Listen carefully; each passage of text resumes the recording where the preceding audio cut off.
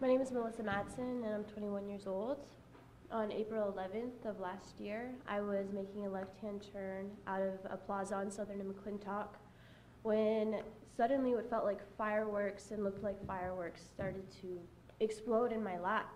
And I was so terrified, and I started to feel the flesh on my body burning. And my first instinct was just to stop, drop, and roll, so that's exactly what I did.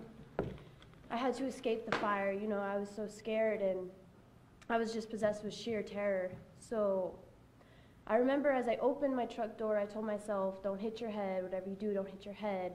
So I tried to run with it, and the truck was going a lot faster than I had anticipated, and so it ended up dragging me down the road a little bit, which gave me really bad road rash. And as I was laying there, I was wondering, where's my truck? So I look over and I see there it is. It's coming right in my direction. I was like, this is it. I'm going to die right here. I'm going to die on the road to Southern McClintock. And it comes over and it runs me over, and I was so shocked. I couldn't believe that I was still conscious, and I couldn't believe the pain I was feeling. But I followed the truck and I watched as it runs into a tree, and then a swarm of people come and surround me, and they assure me that I'm going to be okay. One lady in particular was telling me she's a nurse, and you're going to be okay. And the first thing I said was, will I ever walk again? And she says if I can wiggle my toes, I should be able to walk again. And from that point, I remember my pants, I looked down and my pants were like gone, completely gone, burnt off. My legs were black. And I tried to cover myself up because I felt so humiliated and so exposed on the side of the road. So I tried to cover myself up, but I couldn't because it hurt too bad to put my hands in that area. And there was other ladies in the back looking for a t-shirt or a blanket to cover me with. And then the ambulance came and took me to Maricopa Integrated Health System. Can you kind of walk us through the beginning when you realized there was like fireworks coming from your lap? Can you talk about that a little more? Okay, so I was making a left-hand turn, and all of a sudden there's just flames.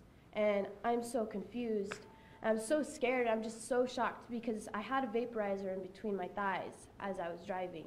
And I tried to like lift myself up, and I tried to brake, and I was like, I don't know what to do. And the pain got so surreal where it's like, I have to get out of this truck right now. I have to get this fire off of me. I've got to get it off. So I decided to jump right out of the truck. And it dragged you, how did Because I was trying to hold on to the door, because I tried to step out and run with it at the same time, because there were so many thoughts going through my head. I didn't know what to do. I was so caught off guard. I wasn't ever prepared for this explosion to happen. I mean, I never in a million years expected that to happen. So I tried every little thing and ended up in a hospital for a very long time. You didn't mention the blast, so the first thing that you noticed was my lap's on fire. Yeah, flames, just flames going up. It seriously looked like a firework was going on in my lap. this bystander was a nurse? Mm-hmm. Yeah. Tell me more about her when you noticed her coming up to you. Well, when I was laying on the road, I saw in particular this lady. She was across the street, and I saw her stop as it happened. She's the first person that I saw, and I was screaming at her like help, but there was a lot of people. I saw her run towards me, and she just, I don't know, she was just really comforting. I won't forget her. She was really comforting. She assured me that I was going to be okay, and the ambulance are on the way. She's already got off the phone with the police and all that. Do you know who that person is? No, I have no idea. Have you ever tried it? I have no idea how to even go about doing that. What is it about what she said and how she handled you that felt so comforting when you're freaking out, you've got burns on your leg, you've been run over? Yeah, I don't know. She just was very comforting. She just came up and she was saying, honey, you're going to be okay. You're going to be just fine. And that's what I needed to hear at that moment, I guess. And in the midst of all that terror, were you wondering at any time, what happened here? Totally. I was so confused, so conflicted. I had no idea that a vaporizer could be so dangerous. So there was no warning at all. You just looked down and things. No warning. And it wasn't even being fired. I wasn't even using it. All of a sudden, I was just on fire. completely scary. Does the device ever get warm to the touch when you had been using it previously? No. And then, I just want to clarify, when you were dragged by the truck, you said, at what point did it, turn, or how did it run over you? I have no idea how that all worked out, but it happened. I don't know. It's confusing to me. I think possibly during the left turn, the tire was all the way pushed over, and then it loosened up or something.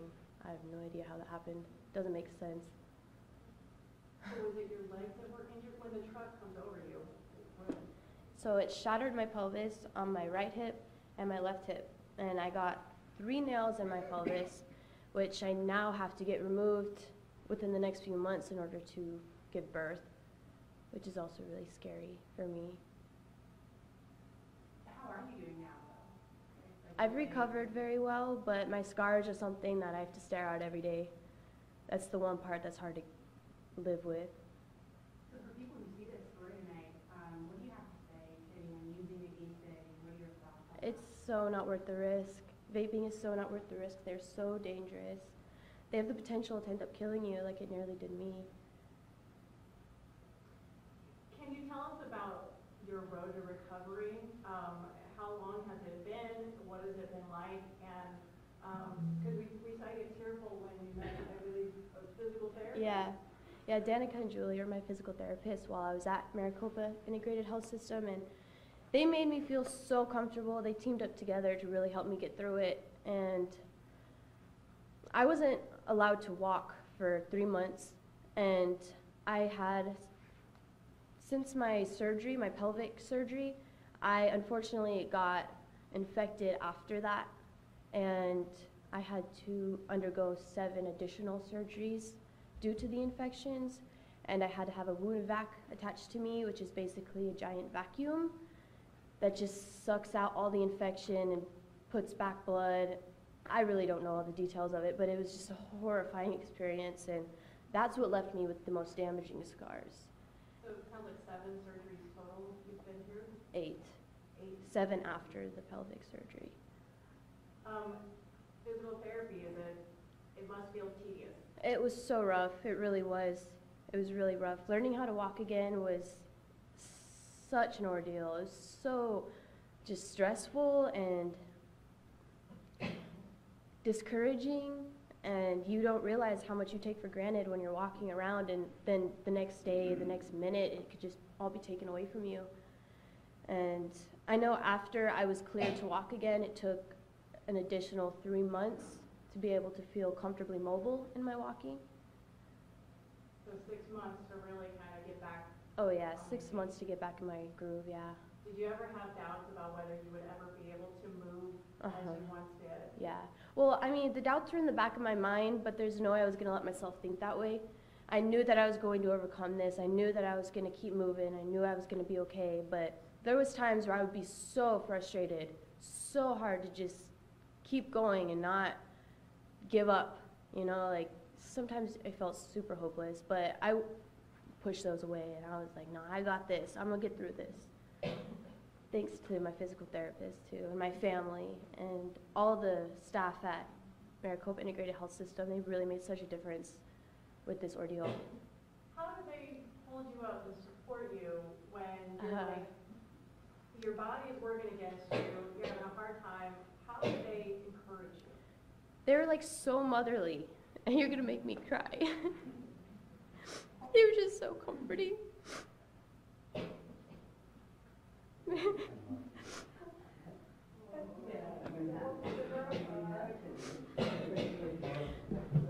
Was there a specific milestone working with them that you want to share? Well, they were like a good comic relief too. They're really funny together. They're the best duo ever. Really appreciative of them. So is it, thanks to them, are you able to just walk like normal now? Yeah. They helped me with my feet. They helped me with everything. Because when you're laying flat for such a long time, your feet, they start to go like this. And so they had to put these weird boots on me to make them go like this.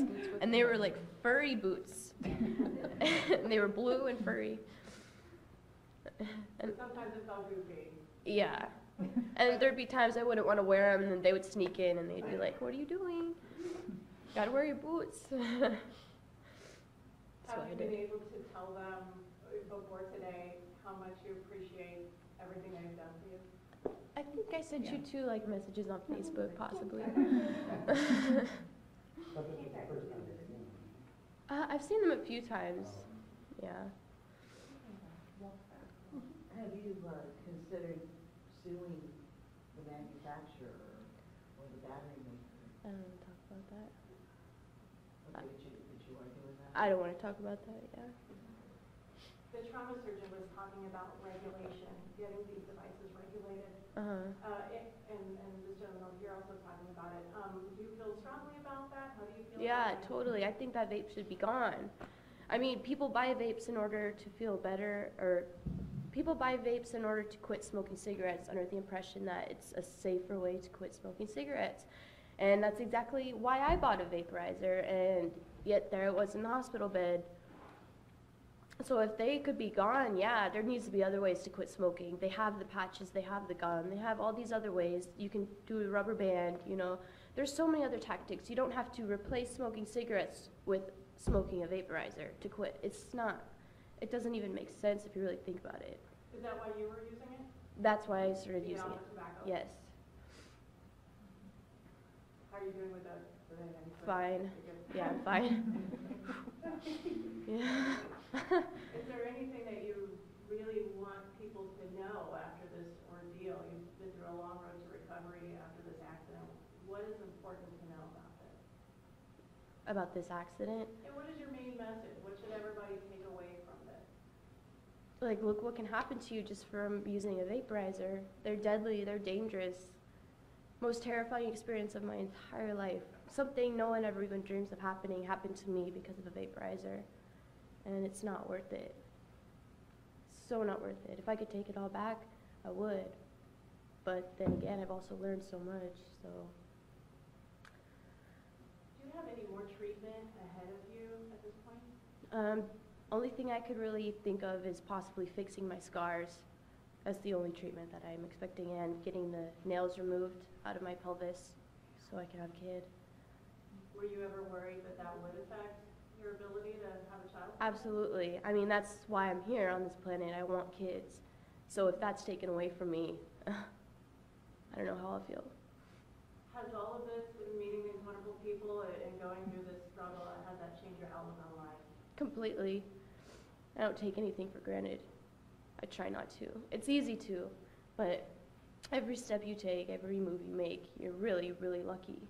I'm lucky to be sitting here right now. I'm lucky that I'm alive. Had you not gotten out of that truck, do you think it would have been worse? The burns could have probably been worse if I would have stayed in the truck. I don't know. The burns would have been much worse. The outlook would be different.